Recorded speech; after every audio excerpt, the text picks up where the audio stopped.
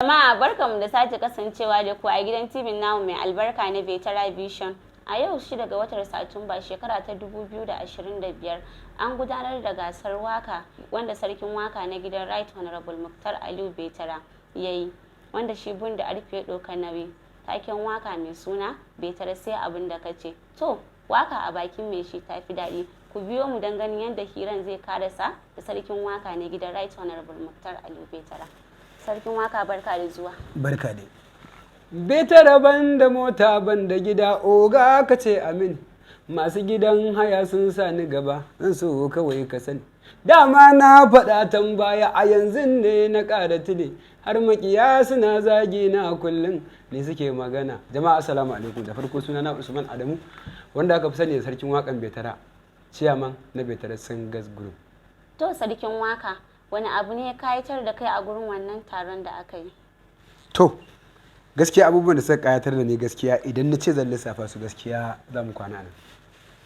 Babu abin da ya burge ni kamar yadda na gani jagororin gidanmu tare Vetera Aliyu, musamman wanda ba sa gari kwaya ɓayo shani sun hallara a wannan wajen, sai ga uwa uba biyu kuma sai ga su sun taru sun yi duk abin da ya kamata su yi domin gabatar da wannan taron. Sannan gaskiya na ji daɗin yanayin yadda 'yan tiktok namu na garin biyu gaskiya suka ba da mahimmanci akan wannan abin. Sun nuna cewa nan gaba ko da mai tsada aka saka, ko da babban challenge muka saka don muna da sa ran za mu saka, to gaskiya nuna cewa nan ba wani fa ba zai iya barin biyu ba, amma muna sa rai gaskiya sakon mai isa duk inda ya kamata. Amma sun nuna jajircewarsu gaskiya a kai, muna musu godiya sosai 100%. Dan gaskiya su sun je sun samu kuɗi suna jin daɗi, amma daɗin da muka ji ya fi nasu. Ba don koyo ba sai dan duk lamari na Vetera mu ba ma ɗaukan shi da wasa.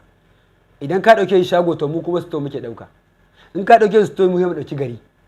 So mu lamarin Vetera ba ma tsayawa a baya, musamman Bunda Arfi, Bulldozer, Dawisu, Sarkin Ado.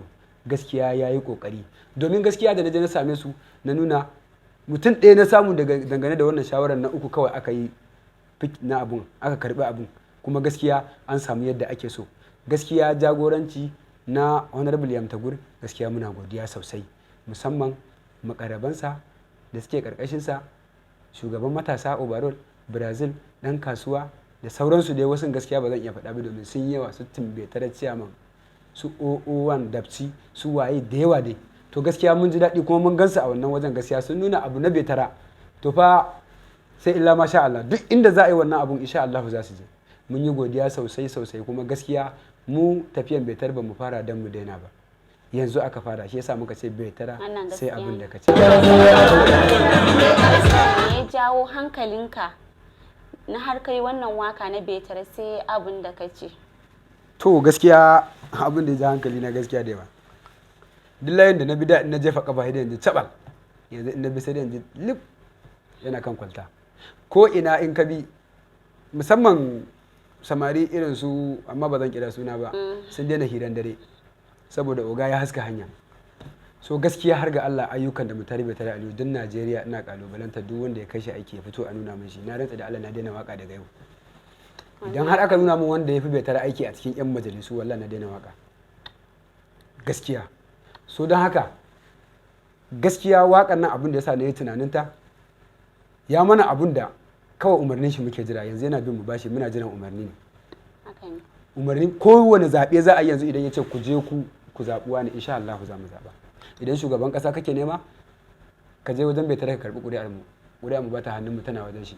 In gwamna, in waye, in sanata, in waye, kai in ana zaɓen kansuloli, in siyama, in ƙuri'ar jama'an mu kake nema, in ƙuri'ar mu kake nema, to malam kawai ka je wajen Vetera. In ya ce an baka, kawai ko ba mu zaɓa bai an baka, domin ya mana abun da kawai ƙuri'a. In ya ce mu bashi botas kaɗin a tara a tirela a kai Abuja za mu bashi.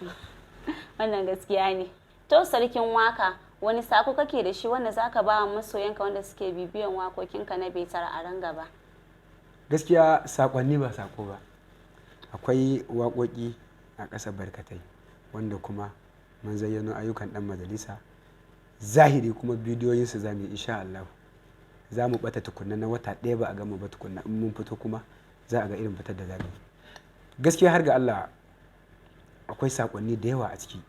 Sannan ina mai ba su haƙuri, wasu abubuwan za ka yi waƙa baka samu ka ɗora ta a YouTube ba, kawai ka tura ta bar wayanka kuma ta tafi wa shagale walle.